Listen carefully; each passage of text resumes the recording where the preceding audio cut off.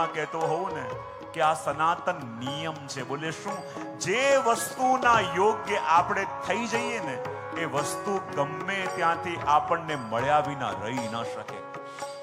જે વસ્તુના યોગ્ય આપણે થઈ જઈએ એ વસ્તુ ગમે ત્યાંથી આપણને મળ્યા વિના રહી ન શકે. અને હજી ન મળી હોય તો માનજો હજી અધિકાર કે પાત્રતા નથી આવી. અને કદાચ પાત્રતા વિના વસ્તુ મળે ને તો આપણે એને ભોગવી નહીં શકીએ. જુઓ શું વર્ણન કર્યું? ઉત્તમ વસ્તુ અધિકાર વિના મળે તદપી અર્થ ન સરે.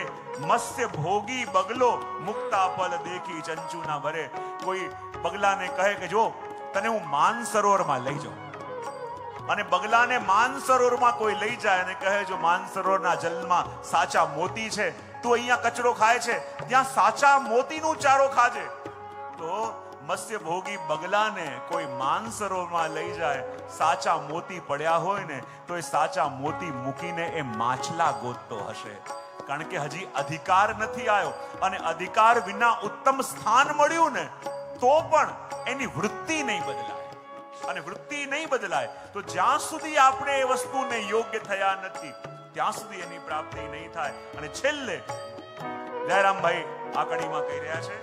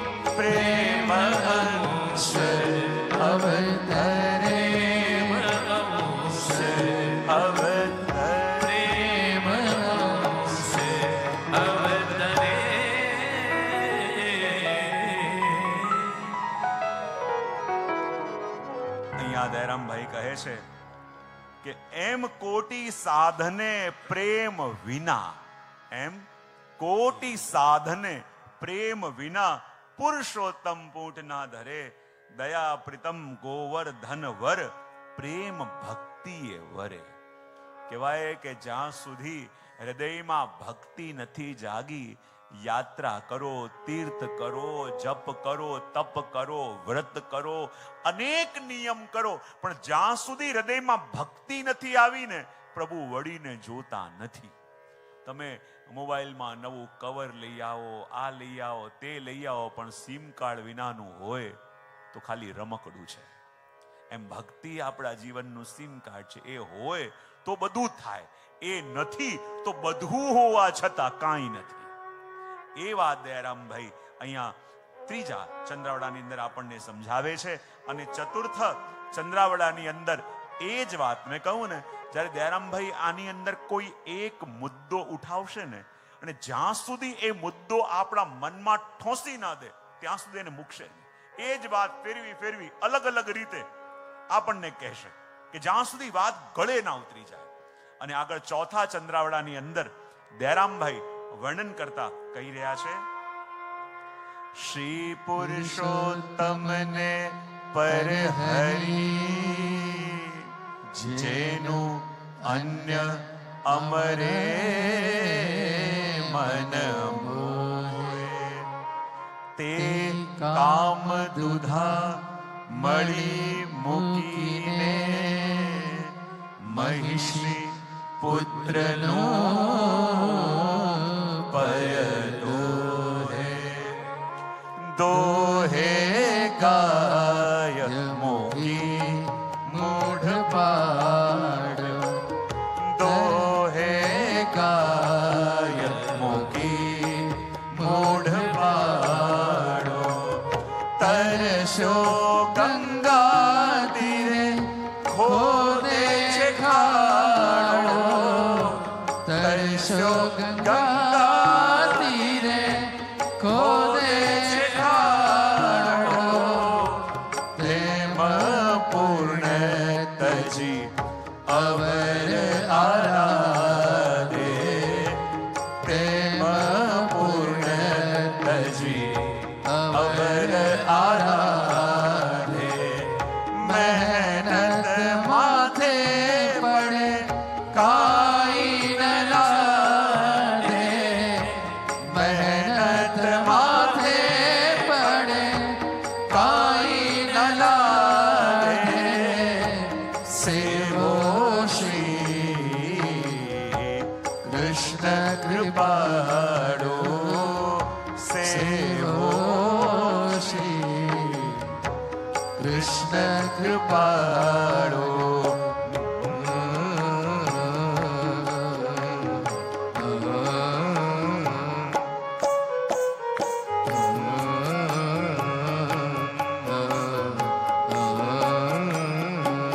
બધાએ ગાવાનું છે. શ્રી પુરુષોત્તમને પર હરી, આગળ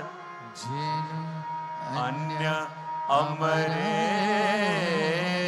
મન મોહે, તે કામ દુધા મળી મૂકીને, આગળ મહિષી પુત્રનો પય દોહે, દોહે ગાય મોગી મૂઢ પાડો, આગળ તરસ્યો ગંગા તીરે ખોદે ખાડ. કેટલાક લોકો ગઈ નથી રહ્યા, બધાનો અવાજ એક સાથે, ફરી એક લાઈન અમે, એક લાઈન બધાનો અવાજ આવવો જોઈએ.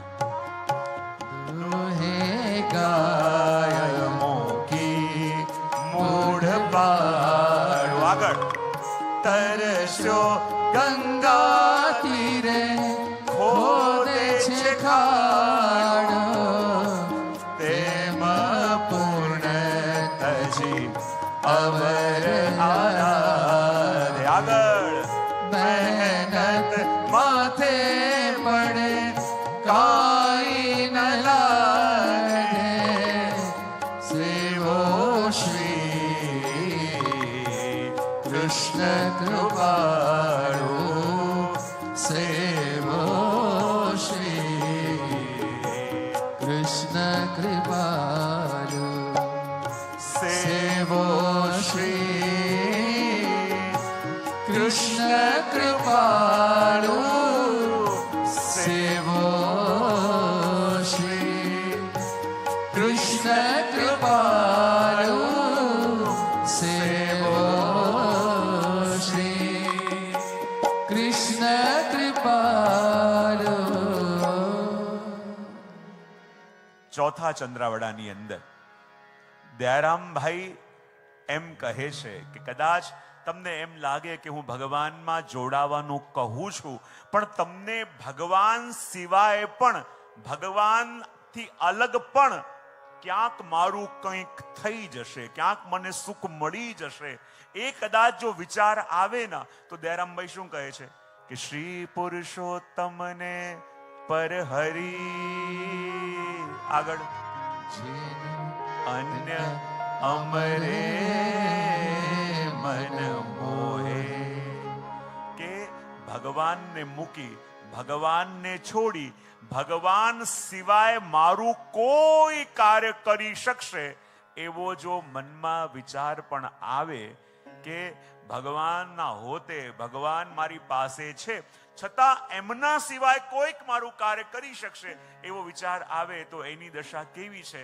અહીંયા દયારામભાઈ કહે કે એની દશા એવી છે કે તે કામ દુધા મળી મૂકીને મહિષી પુત્રનું વય દોહે. જો ભગવાન આપણને મળ્યા હોય, ભગવાન આપણને સહજ થયા હોય, ભગવાનનું સાનિધ્ય આપણને મળી રહ્યું હોય.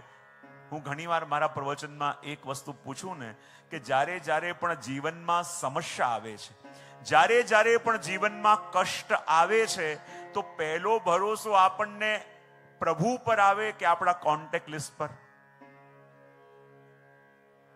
ફરી એક વાર, જ્યારે જ્યારે પણ જીવનમાં સમસ્યા આવે ને અને કષ્ટ આવે, તો પહેલો ભરોસો આપણને કોની ઉપર આવે?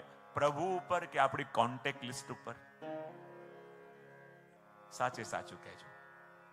પહેલો આશ્રય કોને કરીએ? આ મારું કાર્ય સાધી દેશે, પેલું મારું કાર્ય સાધી દેશે, આ સાધી દેશે.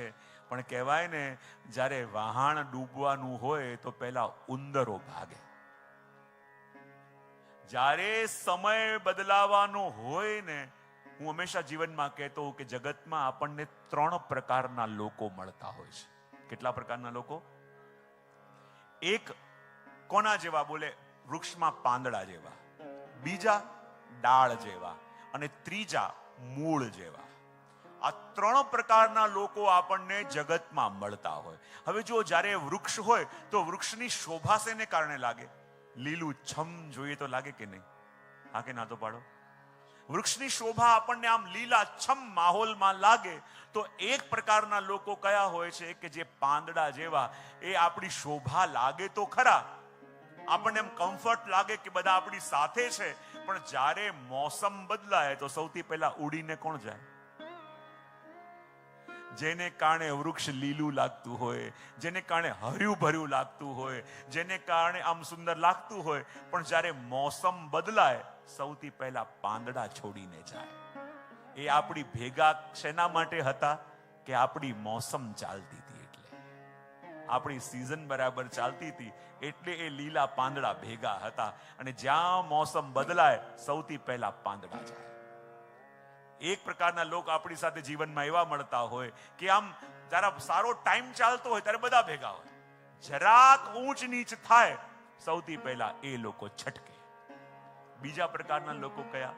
ડાળી જેવા. કેવા? હવે પાંદડા કરતા ડાળ મજબૂત કહેવાય, પણ ડાળ ઉપર થોડોક ભાર વધારે નાખો તો એ પણ તૂટી જાય. તો બીજા પ્રકારના લોકો મુસીબતમાં ભેગા ઉભેલા દેખાય તો ખરા, પણ જરાક જવાબદારીનો ભાર આપો તો છટકે. અને ત્રીજા પ્રકારના લોકો કયા?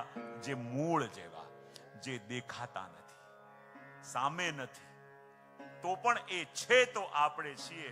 તો જો અધિકતર આપણે જીવનનો સૌથી વધારે સમય એમને માટે વેડફી દેતા હોઈએ છે, યા તો જે લીલા પાંદડા જેવા છે, ડાળ જેવા છે, પણ જે મૂળ છે એ કોણ છે? આપણા પ્રભુ અને આપણો પરિવાર.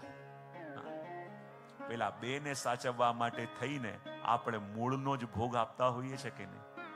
હા કે ના તો પાડો? અને એટલા માટે જ્યારે આપણને એ સમજાય કે આ શોભા ખાલી સારી સિઝન માટેની છે, આજે લીલું છમ દેખાય છે ને, આ સારી મોસમ ચાલે છે એના માટે છે. જે આ ડાળીઓ પણ દેખાય છે, આ જોડે છે, જરાક જવાબદારી કે બહાર આપીશું તો ટુકડા. પણ આ મૂળ દેખાતા નથી, મૂળ આપણી સામે નથી, પણ એ છે તો આખું વૃક્ષ સચવાયેલું છે કે નહીં? અને એટલા માટે પ્રભુ છે, પ્રભુનો આશ્રય કરેલો છે ને, તો બધું સચવાયેલું રહેશે. અને એટલે કહ્યું કે શ્રી પુરુષોત્તમને પરહરી. જો ગુજરાતી તળપદી ભાષા છે, પરહરી એટલે ભૂલી, પ્રભુને ભૂલી અન્ય અમરે મન મોહે, કે અન્ય જગ્યામાં એનું મન જાય, કે પ્રભુથી પણ કોઈક એવું ઉત્તમ છે કે જે મારું કાર્ય કરાવી શકે, જે મારે સાથ આપશે. તો કહે શ્રી પુરુષોત્તમને પરહરી અન્ય અમરે મન મોહાય, તો તે કામ દુધા મળી મૂકીને મહિષી પુત્રનું પય દોહે. એની દશા કેવી છે કે કોઈએ તમને કામધેનુ ગાય આપી હોય કે એનો આશ્રય કરશો તો તમને બધી ઈચ્છા પૂરી કરશે, પણ પ્રભુને મૂકી જગતને સાધવા જાય એની દશા કેવી કે કામધેનુ ગાયને મૂકી અને બળદને દોવા જાય. કંઈ મળવાનું છે? બધો મહેનત વ્યર્થ જવાનો છે કે નહીં? અને એટલા માટે કહ્યું કે સ્વયં પ્રભુ મળ્યા. અને જે પ્રભુ તમારા માટે ચિંતિત છે, જે પ્રભુને બધી આપણી ખબર છે, પણ ઘણીવાર અવેર થાય, મન વિચલિત આપણું થઈ જાય. અને વિચલિત થઈ જાય ને ત્યારે પોતાના મનને એક સમજાઈ લેવાનું કે આ દુનિયામાં આપણા પ્રભુ જેવું ટાઈમિંગ દુનિયામાં કોઈનું નથી. જ્યારે જ્યારે વાર થાય કોઈ કાર્યમાં, અવેર થાય ને ત્યારે પોતાને શું કહેવાનું કે આ દુનિયામાં પ્રભુ જેવું ટાઈમિંગ કોઈનું નથી. કોને ક્યારે કેટલું કઈ રીતે અને ક્યાં આપવું છે એની પ્રભુને બહુ સારી રીતે ખબર છે. ઘણીવાર આપણે પેશન્સ ભૂલી જઈએ, આપણે વ્યાકુળ થઈ જઈએ, કેમ મોડું, કેમ આમ નહીં, પણ ત્યારે આ વાત બોલી લેવાનું કે આપણા કરતા આપણા પ્રભુનું ટાઈમિંગ બહુ પરફેક્ટ છે. આપણે કદાચ મોડા પડીએ, પણ જ્યારે અમુક સમય આવે અને ત્યારે વર્ષોથી રાહ જોતા હોઈએ એ વસ્તુ થાય ને ત્યારે આપણને થાય જો આ પહેલા થઈ ગયું હોત ને તો આ જે પામ્યા એ પામી ન શક્યા હોત. મોડું થયું એટલા માટે કારણ કે પ્રભુએ વિશેષ આપ્યું હતું. મોડું થયું એટલા માટે કે પ્રભુ આપણને તૈયાર કરવા માંગજો. મુશ્કેલનો ટાઈમ એટલે શું? મુશ્કેલનો ટાઈમ એટલે પ્રભુ કંઈક ઉત્તમ આપવાના છે, એના માટે આપણું ઘડતર કરી રહ્યા છે. જો આપણે જ્યારે અપગ્રેડ કરવાના હોય ને તો અપગ્રેડનો ફેસ છે ને બહુ ડિફિકલ્ટ હોય. જ્યારે આપણને કંઈક ઉત્તમ વસ્તુ આપવાના હોય તો જેમ કોઈ જોબની અંદર પણ પ્રમોશન થવાનું હોય તો અમુક એક્ઝામ પાસ કરવી પડે કે ન કરવી પડે, અને અમુક એક્ઝામ પાસ કરે તો એ ક્વોલિફાય થાય એ જવાબદારી માટે. તો એવી રીતે પ્રભુ પણ જ્યારે કોઈક ઉત્તમ વસ્તુ આપવાના હોય ને ત્યારે એ આપણો ક્વોલિફાય થવાનો જે ફેસ છે ને એ થોડો અઘરો આવી જાય. આપણા મન ઉપર પ્રહાર થાય, આપણે આમ આત્માને ડંખ લાગે એવું થાય, આપણું મન વિચલિત થાય, આપણા મન બેકાબુ બી થવા લાગે, ઇમ્પેશન્સ થઈ જાય, આ બધું થાય. જો સંસારમાં રહીએ છે તો મન વિચલિત થાય, મન દુખી થાય, મન ચિંતિત થાય, એ બહુ સહજ પ્રક્રિયા છે કે આપણે મનુષ્ય છીએ. મનુષ્ય છીએ તો જ્યારે માહોલ અનુકૂળ ન હોય ત્યારે આ બધું થાય. તો આ થાય એ ખોટું નથી, પણ આમાંથી કેટલી જલ્દી આપણે બહાર નીકળીએ છીએ ને એ આપણી સાધના. મન કોઈ વિચલિત થાય, મન અપસેટ થયું, આપણે એને રિસ્પેક્ટ આપી દીધું, પણ એમાંથી બહાર તમે કેટલી આપણે વિચાર કે ના ચિંતા થવી જ ના જોઈએ, ઉદ્વેગ થવું જ ના જોઈએ, સંભવ જ નથી. કારણ કે મનુષ્ય છીએ, સંસારમાં રહી રહ્યા છીએ, સર્કમસ્ટેન્સીસ એવા હશે જે તમને બેચેન કરશે, બેકાબુ કરશે, પણ એમાંથી કેટલી જલ્દી બહાર આવી જવું એ આપણી સાધના, એ આપણી તપસ્યા. અને માટે કહ્યું કે તે ગાય તે કામ દુધા મૂકી, મહિષી પુત્રનું પય દોહે, દોહે ગાય મૂકી મૂળ પાડો, તરસ્યો ગંગા તીરે ખોદે છે ખાડો. જો દૃષ્ટાંત દયારામભાઈ બહુ જ માર્મિક આપશે, આમ ચોટ વાગે ને ઘણી વાત તો આગળ એવી આવશે કે આપણને આમ હલાવી દે. આપણી દુખતી નસ ઉપર જ દયારામભાઈ પ્રહાર કરે છે, કારણ કે આપણા છે. और अपने ही जानते हैं कि दीवाल कहां से कमजोर है. જેટલા પ્રહાર આપણા કરી શકે બીજા કોઈ ના કરે, કારણ કે નિકટ ના હોય એને જ ખબર હોય કે આ દિવાલ કમજોર ક્યાંથી છે, એમાં પ્રહાર કરીશું તો ખાડો પડશે. અને દયારામભાઈ પણ જાણે છે કે જ્યાં વીકનેસ છે ને ત્યાં પ્રહાર કરશે. અને એટલા માટે કહ્યું કે દોહે ગાય મૂકી મૂડ પાડો, તરસ્યો ગંગા તીરે ખોદે છે ખાડો. બોલે પ્રભુને મૂકી જગત મારું કામ સાસે, જગત મારું કંઈક કરી દેશે એ આશા રાખીએ તો આપણી દશા કેવી છે? તો કહે કે કોઈ આપણને ગંગાજીના તટ પર લઈ, આપણને બહુ તરસ લાગી હોય, બહુ તરસ લાગી હોય, અને ગંગાજીના તટ પર લઈ જઈને ઊભો કરી દે, પણ એ મૂર્ખ એવો કે ગંગાજીની તરફ પીઠ કરીને ઊભો છે કે ક્યાં જલ છે. એ કે પાછા વળીને જો તો ખરા તું ક્યાં ઊભો છો. એ ઊંધો ઊભો રહે અને એમ વિચાર કરે કે જલ ક્યારે મળે. બોલે અહીંયા ખાડો ખોદું. ગંગાજીના તટ પર જઈને કોઈએ ઊભો કરી દીધો હોય અને ગંગાજીમાં આચમન ભરીને જલ પીવાનું હોય, એની જગ્યાએ ગંગાજીના કિનારે ખાડો ખોદવા જાય તો લોકો એને મૂર્ખો કહે કે ન કહે? તો અહીંયા દયારામભાઈ કહે કે પ્રભુનો સહારો છોડી, પ્રભુનો ભરોસો છોડી, પ્રભુનો આશ્રય છોડી આપણે જગતનો આશ્રય કરવા જઈએ તો કહે તરસ્યો ગંગા તીરે ખોદે છે ખાડો. અરે આપણા પ્રભુ આપણને મળ્યા છે એટલે ગંગાજીના તટ પર છીએ, ખાલી અંજલિ ભરીને જલ ભરવાની છે, પણ આપણે ખાડો ખોદવાનો પ્રયત્ન કરીએ. તેમ પૂર્ણ તજી અવર આરાધે, તેમ પૂર્ણ તજી અવર આરાધે, મહેનત માથે પડે કાંઈ ન લાદે. જો આ દુનિયાનો સ્વભાવ શું? પ્રભુ આપણને અટકાવે અને દુનિયા દોડાવે. બંનેનો સ્વભાવ શું? પ્રભુ આપણને શું કરે? અટક, ક્યાંક અટકી જા, અને આ દુનિયા દોડાવે. અને દુનિયાનો સ્વભાવ શું? મહેનત માથે પડે કાંઈ ન લાદે. પોતાના સ્વાર્થ માટે ભગાવતી રહેશે, ભગાવતી રહેશે, ભગાવતી રહેશે, પણ જ્યારે તમને કામ પડશે ત્યારે કોઈ ભેગું ઊભું નહીં હોય. ત્યારે આપણને લાગે કે મહેનત માથે પડે કાંઈ ન લાદે, કે જેટલો હું દુનિયા માટે દોડ્યો એટલું જો પ્રભુ માટે દોડ્યો હોત ને તો આ સમય પણ ન આવત અને પ્રભુ મારી જોડે આવીને ઉભા રહેત. એ આપણને ત્યારે સમજાય. માટે દયારામભાઈ કહે તેમ પૂર્ણ તજી અવર આરાધે, મહેનત માથે પડે કાંઈ ન લાદે. એ વાત અહીંયા ચોથા ચંદ્રાવળાની અંદર કહી એનું દર્શન કરી આગળ આપણે પાંચમા ચંદ્રાવળામાં જઈએ. જો દયારામભાઈ એ વાત વારે વારે કરશે અને વર્ણન કરતા કહે છે રાખી ભરોસો અન્યનો, ન કરે આશ્રય અવિનાશ, ઈચ્છે અખિલ દુઃખ વામવા, વળી શેર થવા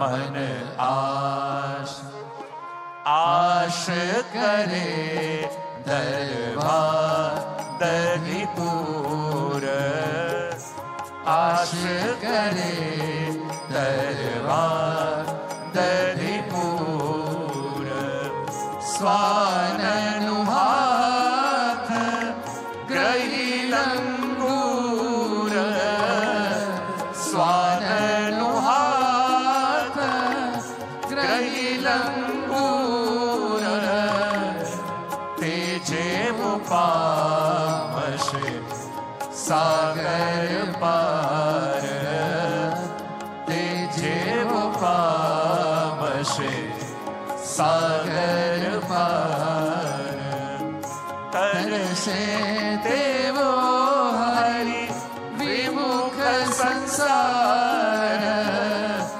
તરસે તેવો હરિ વિમુખ સંસાર, સેવો શ્રી કૃષ્ણ કૃપાળુ, સેવો શ્રી કૃષ્ણ કૃપાળુ.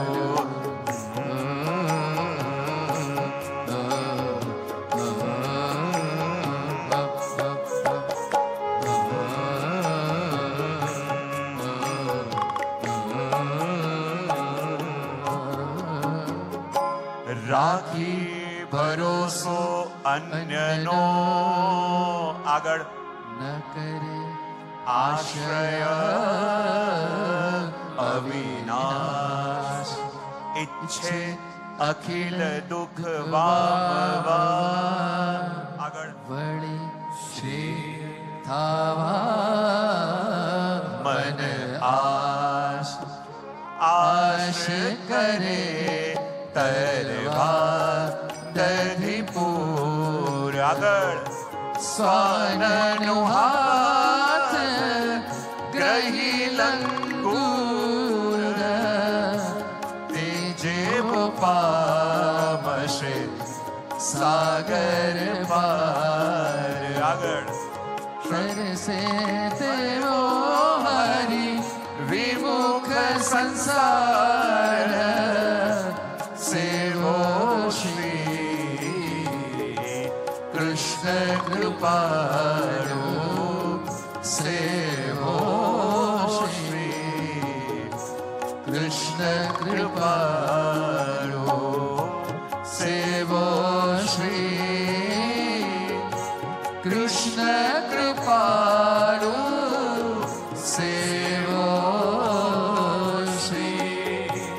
કૃષ્ણ કૃપાળુ સેવો શ્રી કૃષ્ણ કૃપાળુ.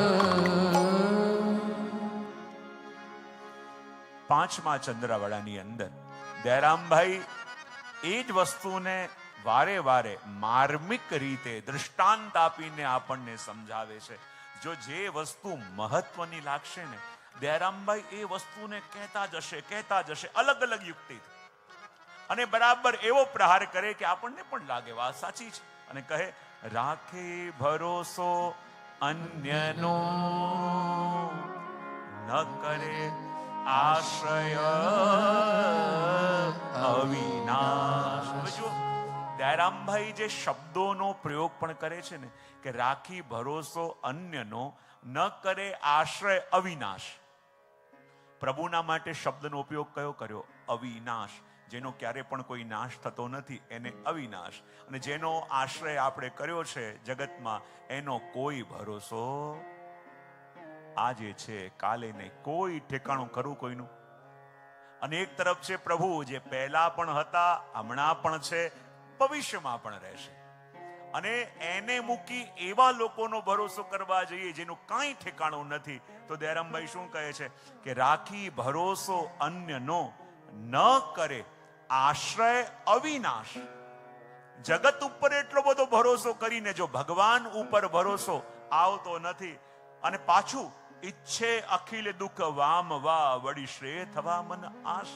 અને જગતનો ભરોસો કરીને ભગવાનથી વધારે સામર્થવાન જગતને માનીને જો આપણને એમ લાગે કે એનું આશ્રય કરી મારા બધા દુઃખ ટળી જશે, મારી ઈચ્છાઓ પૂરી થઈ જશે, તો દયારામભાઈ કહે આપણી દશા કેવી છે? તો કહે આશ કરે તરવા દધીપુર, શ્વાનનું હાથ ગ્રહી લંગૂર.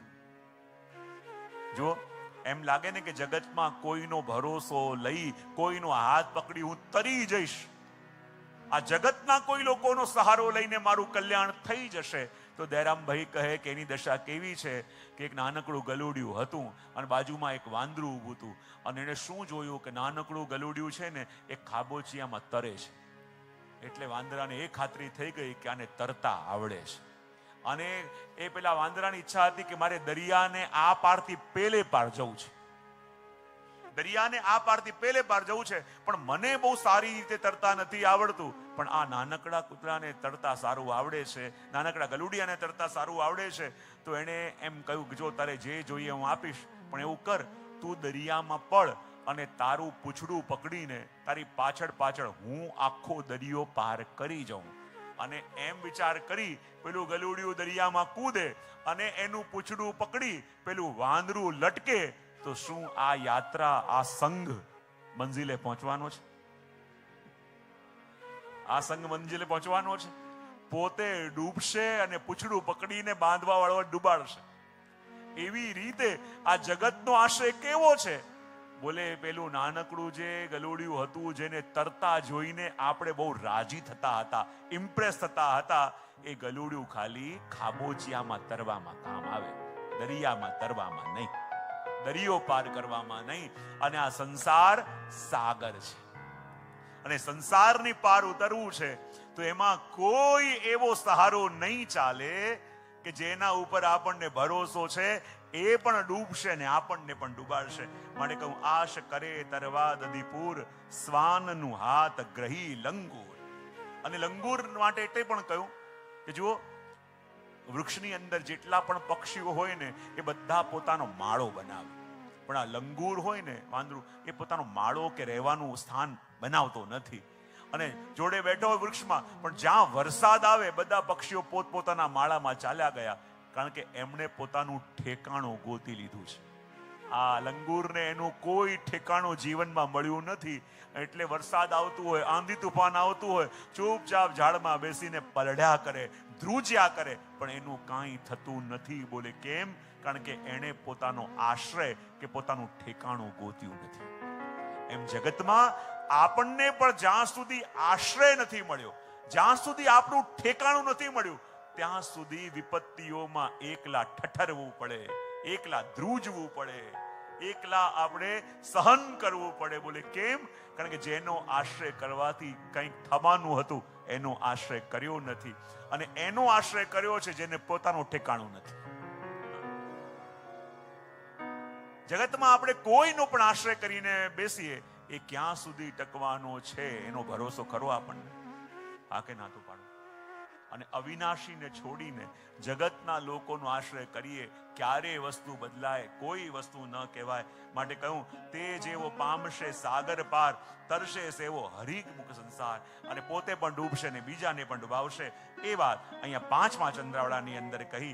આગળ 6ઠા ચંદ્રાવળાની અંદર અલગ અલગ ઉપાસનાઓનું વર્ણન કરતા કહે છે, કોડી ઉપાસન મલિનનું જન તામ્ર મુદ્રા સમજાણો, રૂપૈયો સુર સેવના વ્યૂહ કંચન મોહર પ્રમાણ. કંચન મોહર વ્યૂહ હરિહીરો, કંચન મોહર વ્યૂહ હરિહીરો. એમ અંશ અંશી સમજી રહો, એમ અંશ અંશી સમજી રહો. સર્વ દ્રવ્ય હીરાથી થાય, સર્વ દ્રવ્ય હીરાથી થાય. હીરો કોઈએ કર્યો નવ કહેવાય, હીરો કર્યો કોઈએ નવ કહેવાય. સેવો શ્રી કૃષ્ણ કૃપાળુ, સેવો શ્રી કૃષ્ણ કૃપાળુ.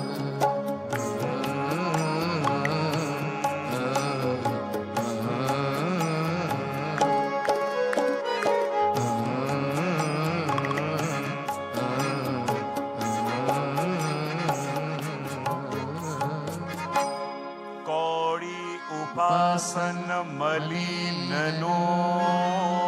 આગળ જન તામ્ર મુદ્રા સમજાણો, રૂપૈયો સુર સેવના. આગળ વ્યુહ કંચન મહાર પ્રમાણ. કંચન મોહર વ્યુહ હરિહીરો. આગળ એમ અંશ અંશી સમજી રહો, સર્વ દ્રવ્ય હીરાથી થાય. હીરો કરો નવ કહેવાય, સેવો શ્રી કૃષ્ણ કૃપાળુ, સેવો શ્રી કૃષ્ણ કૃપાળુ, સેવો શ્રી કૃષ્ણ કૃપાળુ, સેવો શ્રી કૃષ્ણ કૃપાળુ, સેવો શ્રી કૃષ્ણ કૃપાળુ. અહીંયા 6ઠા ચંદ્રાવળાની અંદર અલગ અલગ ઉપાસનાને અલગ અલગ સિક્કા દ્વારા સરખામણી કરી છે. સૌથી પહેલા શું કહ્યું કે કોડી ઉપાસના મલિનનું, જે પોતાના કાર્ય સાધવા માટે મલિન ઉપાસના, જે મેલા કર્મ કરતા હોય, વામ પરથી કર્મ કરતા હોય, એને શેની ઉપમા આપી? એ બી ઉપાસના તો કરે છે, પણ એ કેવી છે? બોલે કોડી જેવું. શેના જેવું? કોડી ઉપાસના મલિનનું જનનું તામ મુદ્રા સમજાણો. કેટલાક લોકો એમ કહે કે અમે સોશિયલ વર્ક કરીએ, લોકોની સહાયતા કરીએ, પણ પ્રભુની સેવા ન કરીએ તો શું વાંધો? સારા સારા કાર્ય કરીએ છીએ, લોકોને હેલ્પ કરીએ છીએ, લોકોના માટે કરીએ છીએ, પણ પ્રભુની સેવા કરવી જરૂરી કેમ છે? લોકોને માટે હેલ્પ કરીએ છીએ તો સેવા શાના માટે કરવાની? તો જુઓ, ઘણીવાર શું થાય, પ્રભુની સેવા નથી કરતા ને ડાયરેક્ટ જનસેવા કરીએ છીએ ને, તો કરતા કાર્ય બહુ સારું કરીએ છીએ, પણ કરતા કરતા ક્યારેક એમ લાગવા લાગશે કે મારા કારણે એનું ઘર ચાલે છે. હું છું એટલે એ સચવાયો છે, હું છું એટલે આ થઈ રહ્યું છે. પણ યદિ પ્રભુની સેવા કરતા હોઈએ ને તો એમ લાગે કે હું તો ખાલી નિમિત્ત છું, ખાલી આ શરીરનો ઉપયોગ કરી ભગવાન મને નિમિત્ત બનાવીને એને આપી રહ્યા છે, આમાં મારું કાંઈ નથી, હું તો નિમિત્ત છું. એ ભાવ આવે. અને જ્યારે નિમિત્ત બની જાય, નથી પેલું રહીમજી અને તુલસીદાસજીનું આવે ને, કે જ્યારે રહીમજી દાન આપતા ત્યારે દાન આપતા શરમના મારે એમનું મસ્તક ઝૂકી જતું, એટલું સંકોચ થતો. તો એક સંતે એમને પત્ર લખ્યો અને પત્ર લખીને કહે કે सीखे हो तुम कौन पे देनी ऐसी देन, सीखे हो तुम कौन पे देनी ऐसी देन, जो जो कर ऊंचे गहो त्यों त्यों નીચે નैन. આવું આપતા ક્યાંથી શીખ્યા છે? જે આપવા વાળો હોય એનું તો મસ્તક ગર્વથી ઊંચું થાય, પણ આ ક્યાંથી આપતા શીખ્યા કે જેમ જેમ આપવા માટે તમારો હાથ ઉપર જાય અને શરમના મારે તમારું મસ્તક નીચે ઝૂકી જાય. આવું આપતા ક્યાંથી શીખીને આવ્યા? ત્યારે એમણે દોહો લખીને ઉત્તર આપ્યું અને કહ્યું કે દેને વાલા ઓર હૈ જો દેતા હૈ દિન રેન, देने वाला और है जो देता है दिन रैन, लोग भरम हम पे करे तासो नीचे नैन. એ આપવા વાળો દિવસ રાત આપી રહ્યો છે, અખંડ આપી રહ્યો છે, પણ લોકોને ભ્રમ થાય છે કે હું આપી રહ્યો છું, એને કારણે શરમના મારે નેત્ર ઝૂકી જાય છે. આ શરીરનો ઉપયોગ કરી કોઈને મોકલાવી રહ્યું છે તો એનો યશ હું કેવી રીતે લઉં? આ તો પ્રભુનું છે. અને એટલા માટે અહીંયા કહ્યું કોડી ઉપાસના મલિનની જનનું તામ મુદ્રા સમજાણો. જ્યાં સુધી પ્રભુની સેવા નથી કરતા ને ક્યાંક બી ચેરિટી કરીએ છીએ ને તો તામ્ર મુદ્રા જેવું છે. ક્યારે પણ મનમાં ઈગો લઈ આવશે, બોલીએ કે નહીં બોલીએ, મનમાં આવશે કે હું કરી રહ્યો છું. પણ કહેવાય રૂપૈયો સુર સેવના, અને કહેવાય કોડી બતાવી, તામ્ર મુદ્રા બતાવી, અને કહેવાય કે બીજા અન્ય દેવોની ઉપાસના કરતા હોય કેવું છે? બોલે એ રૂપૈયા જેવું છે. પછી કહ્યું વ્યૂ, જે પ્રભુના વ્યૂ છે એની આરાધના કરી, એ કેવા છે? સ્વર્ણ જેવું. પણ હરિની ઉપાસના કેવી છે? બોલે હીરા જેવી. જુઓ, તમે તામ્ર મુદ્રા લેવા જાઓ, તમે કોડી લેવા જાઓ, તમે રૂપૈયો લેવા જાઓ, તમે સોનું લેવા જાઓ, પણ હીરો આવે તો આ બધું આવી જાય કે ન આવી જાય? હા કે ના તો પાડો. હીરો આવે તો બધું આવી જાય. અને પ્રભુ મળ્યા, હવે જ કોઈ એમ પૂછે કે તમે શું કર્યું છે, પેલો કે ગ્રેજ્યુએટ છું. ગ્રેજ્યુએટ છો તમે પૂછવા જાઓ 10th પાસ કર્યું છે, 12th પાસ કર્યું છે, પૂછવા જવાય એને? ગ્રેજ્યુએટ છે એટલે પાસ હોય જ. અને હીરો મળ્યો એટલે બીજું બધું મળી ગયું જ કહેવાય. હીરો પામ્યો એટલે બધું આવી ગયું જ કહેવાય. માટે કહ્યું કંચન મોહર વ્યૂ હરિ હીરો, એમ અંશ અંશી સમજી રહો. જ્યારે ભગવાન એ સાક્ષાત હીરા રૂપ છે અને હીરો મળ્યો, જો હીરો મળ્યો તો હીરો ક્યાંથી આ સ્વતઃ પ્રગટે છે ને, તો હીરો કર્યો કોઈ એ ન કહેવાય. અને પ્રભુ મળ્યા અને પ્રભુ મળી જાય તો સહજ રીતે બધું મળે. સર્વ દ્રવ્ય એ હીરાથી થાય, હીરો કર્યો કોઈ ન કહેવાય. એક તરફ હીરો પડ્યો હોય અને એક તરફ તાંબાનો સિક્કો હોય, રૂપિયો હોય ને પિત્તળનો સિક્કો હોય, તો તમે શું લો બંનેમાંથી? મુંબઈ વાળા તો બહુ હોશિયાર હોય, મને ખબર છે.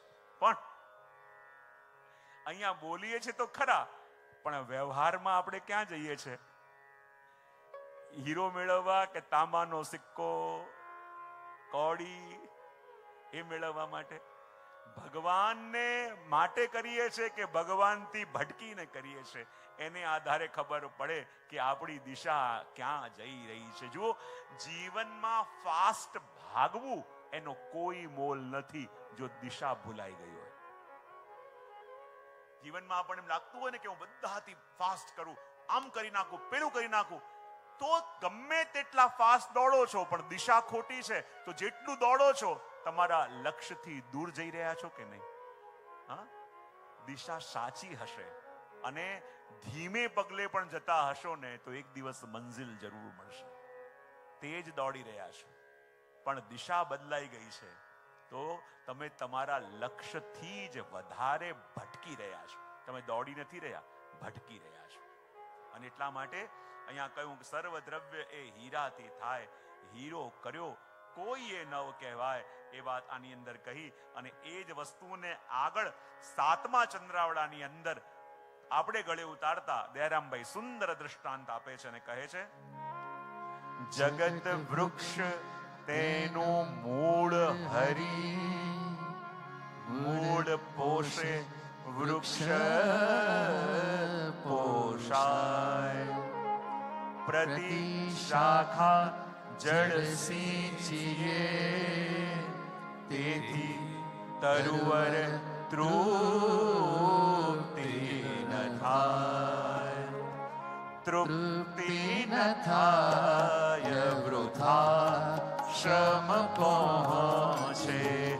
તૃપ્તિ ન થાય વૃથા શ્રમ પહોંચે.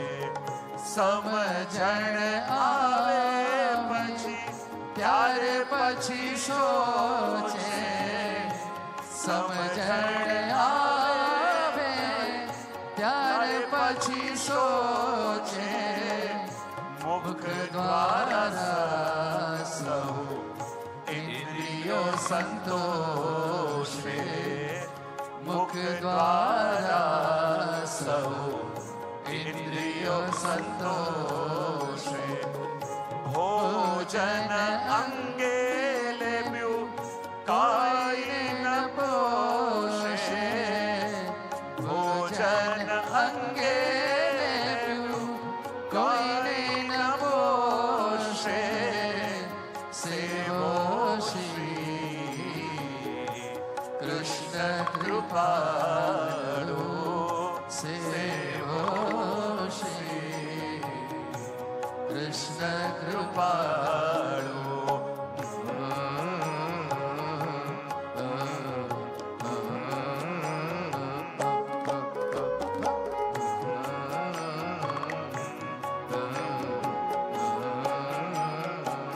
એક સાથ.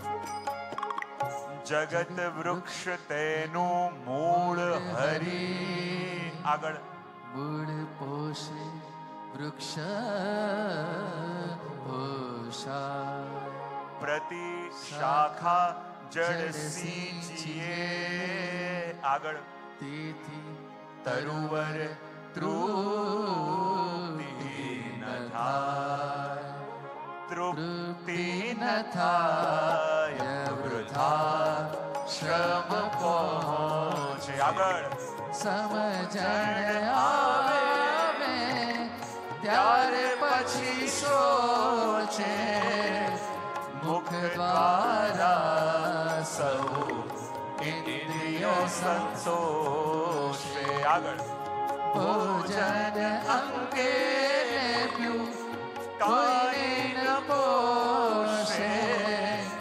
સેવો શ્રી કૃષ્ણ કૃપાળુ. સેવો શ્રી કૃષ્ણ કૃપાળુ. સેવો શ્રી કૃષ્ણ કૃપાળુ. સેવો શ્રી કૃષ્ણ કૃપાળુ. સેવો શ્રી કૃષ્ણ કૃપાળુ. જો દયારામભાઈએ બહુ અદ્ભુત વાત આ ચંદ્રવડામાં કહી છે. જગત વૃક્ષ એનું મૂળ હરિ. જો અહીંયા દયારામભાઈ શું કહે છે કે આ જગત શું છે? આખું વૃક્ષ. અને એનું મૂળ શું છે? જરા ભાવથી બોલો તો ખરા. હારી. ચર્ચા ચાલતી હતી કે હું આ કરું, હું આમ ચેરિટી કરું, હું આ કરું, હું આ કરું, પણ પ્રભુની સેવા ન કરું તો શું વાંધો? તો એના માટે દયારામભાઈ સુંદર વાત કરે છે કે જેમ એક માળી હતો અને એણે બહુ સુંદર બગીચો બનાવ્યો હતો અને એક એક છોડવાને પોતાના બાળકની જેમ સાચવ્યા હતા. અને કહેવાય ને કે જ્યારે એને ક્યાંક બહારગામ જવાનું થયું, પોતાના દીકરાને બોલાવીને કહું, જો બેટા, આ એક એક છોડવાને મેં મારા બાળકની જેમ સાચવ્યા છે. હું 8-10 દિવસ માટે ક્યાંક બહારગામ જઉં છું, તું આને પાણી આપીશ જેથી મારા છોડ કરમાય નહીં? બોલે, હા પિતાજી, હું જરૂર આપીશ. જ્યારે 10-12 દિવસ પછી એના પિતાજી પાછા આવ્યા, શું જોયું? આખો બગીચો કરમાઈ ગયો છે. અને કરમાયેલો બગીચો જોઈને એના પિતાને બહુ દુઃખ થયું કે બેટા, મેં તારાથી બીજું કંઈ માંગ્યું પણ નહોતું, ખાલી એટલું કહ્યું હતું કે જે બગીચાને, જે છોડવાઓને મેં મારા બાળકની જેમ, મારા આત્માની જેમ સાચવ્યા છે, તું એને પાણી આપજે. તું એટલું પણ ન કરી શક્યો? આખો બગીચો કરમાઈ ગયો. ત્યારે દીકરાએ કહ્યું, અરે પિતાજી, શું વાત કરો છો? મેં તો એક એક પાંદડા ઉપર પાણી નાખ્યું, એક એક ફૂલ ઉપર પાણી નાખ્યું, એક એક ડાલ ઉપર પાણી નાખ્યું. પિતાજી કહું, બેટા, મૂળમાં પાણી આપ્યું કે નહીં? એ કહે, મૂળ તો પિતાજી દેખાતા નથી, તો શા માટે આપું? ત્યારે પિતાજીએ કહું, બેટા, આ દુનિયામાં જે દેખાય છે એ કંઈ કામનું નથી. જે નથી દેખાતું એને પકડ તો તારું ભાગ્ય બદલાશે. પ્રભુને મૂકીને આપણે પેલું કરવા જઈએ, આ કરવા જઈએ, આ કરવા જઈએ, એ કેવું છે કે મૂળમાં પાણી આપવાનું ભૂલી આપણે એક એક પાંદડા સાચવી રહ્યા છીએ, એક એક ડાળી સાચવી રહ્યા છીએ, એક એક ફૂલ સાચવી રહ્યા છીએ, પણ પોતાને પ્રશ્ન કરવાનો, મૂળમાં કેટલું પાણી આપીએ છીએ? જગત વૃક્ષ છે, એનું મૂળ હરિ છે, અને મૂળમાં પાણી આપતા રહેશો તો લીલા પાંદડાએ આવશે, ફૂલે આવશે અને ફળે આવશે. પણ જે દિવસે ફળ ફૂલના ચક્કરમાં મૂળમાં પાણી આપવાનું બંધ થયું તો વૃક્ષને કરમાવાતા વાર નહીં લાગે. પ્રભુને સંતોષ કરે આખું જગત. પ્રસંગ પછી છે ને મહાભારતનો, કે જ્યારે દ્રૌપદી પાસે પેલું અક્ષય પાત્ર હતું, એમાંથી ભોજન નીકળતું પણ પોતે ભોજન કરી લે, પછી કઈ ના નીકળે. અને જ્યારે દુર્વાસા મુનિ હજારો શિષ્ય સાથે દુર્યોધન પાસે આવ્યા, દુર્યોધનને કહે કે અમને ભૂખ લાગી છે. દુર્યોધનને લાગ્યું કે દ્રૌપદીએ ભોજન કરી લીધું છે, એના અક્ષય પાત્રમાંથી હવે કઈ અન્ન નીકળશે નહીં, તો દુર્વાસા મુનિનો શ્રાપ આપીને પાંડવોને મારી દેવાનો આ એક ઉત્તમ અવસર મળ્યો છે. દુર્વાસા મુનિને કહ્યું કે જો આપ અમારે ત્યાં તો પધારતા હો છો, પણ અમારી એવી ઈચ્છા છે કે અમારા ભાઈ પાંડવોને ઘેર આપ ભોજન કરવા જાઓ, આપના હજારો શિષ્યો સાથે. દુર્વાસા મુનિ હજારો શિષ્યોની સાથે જ્યારે પાંડવોને ત્યાં આવ્યા, દ્રૌપદીએ તો ભોજન કરી લીધું હતું, અને દુર્વાસા મુનિ કહેવા લાગે, અમને બહુ ભૂખ લાગી છે, જલ્દી ભોજનની વ્યવસ્થા કરો, અને ભૂખને કારણે અમને બહુ ગુસ્સો આવી રહ્યો છે. દ્રૌપદી કે હવે કરવું શું? હવે આમાંથી તો કઈ નીકળશે નહીં, કારણ કે મેં ભોજન કરી લીધું છે. અને જો દુર્વાસા મુનિ નારાજ થયા તો શ્રાપ આપીને અમને બધાને મારી દેશે. શું કરીએ? કોઈ રસ્તો દેખાતો નથી. વિનંતી કરી કે આપ જલપાન કરીને આવો, સ્નાન કરીને આવો, ત્યાં સુધી હું તૈયારી કરું છું. હવે તૈયારી કરે કેવી રીતે? એકલી આટલા હજારોની રસોઈ કેવી રીતે કરે?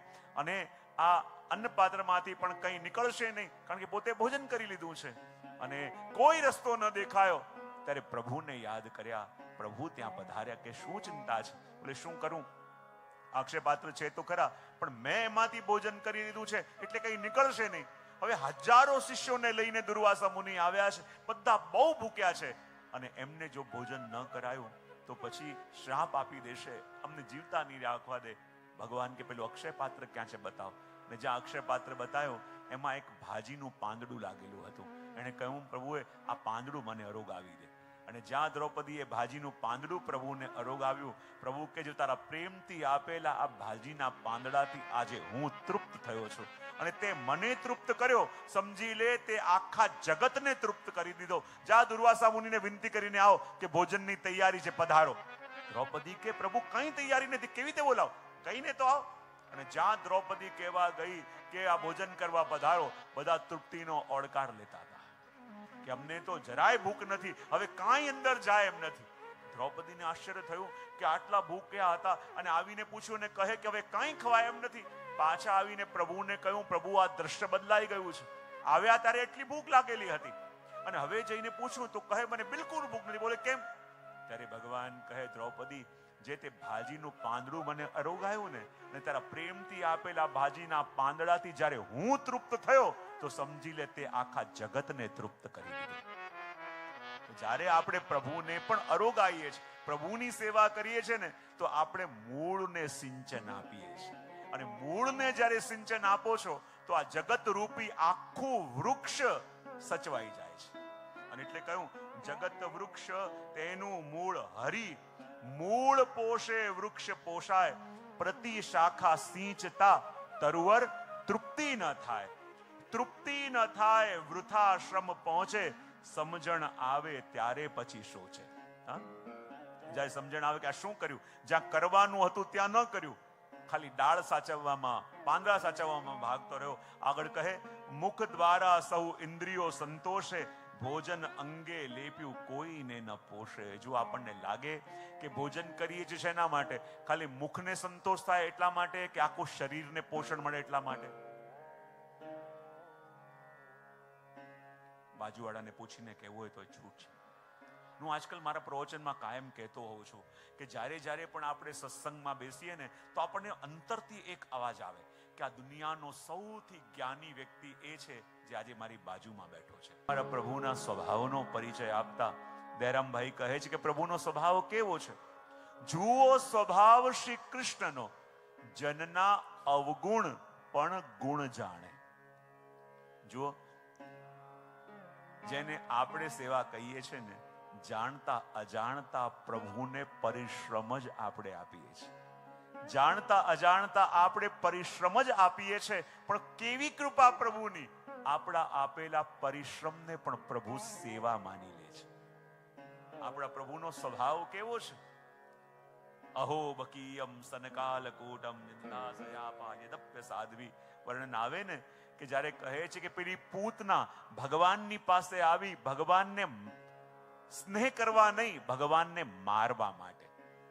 અને જ્યારે પૂતના ભગવાનની પાસે આવી ભગવાનને મારવા માટે, ત્યારે ભગવાને એ ન જોયું કે આ રાક્ષસી મારી પાસે આવી છે. પ્રભુએ એટલું જ જોયું, ચાહે કોઈ પણ છે, આવી છે તો મારી ગોપીનું રૂપ લઈને. ભગવાને એ ન જોયું કે મને વિષ પાવા માટે આવી છે. ભગવાને એટલું જ જોયું કે આ પણ એ જ કામ કરવા આવી છે જે મારી યશોદા મૈયા રોજ કરે છે.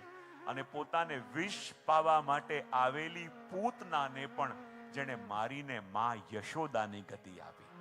એવી કૃપા પ્રભુ સિવાય કોણ કરે. પ્રભુની કેવી કૃપા કે ભગવાન માણસની પ્રકૃતિ પણ જોતા નથી, માત્ર કૃતિ જોઈને કૃપા કરે એ કૃષ્ણ. જો પ્રભુ આપણી પ્રકૃતિ જોવા લાગે ને, તો 2 મિનિટ આપણે એમની સામે બેસવાને યોગ્ય ન હોઈએ. પણ પ્રભુ એ નથી જોતા. કલિકાલમાં પ્રભુ એ જોવાનું બંધ કરી દીધું કે કયા ભાવે કરે છે.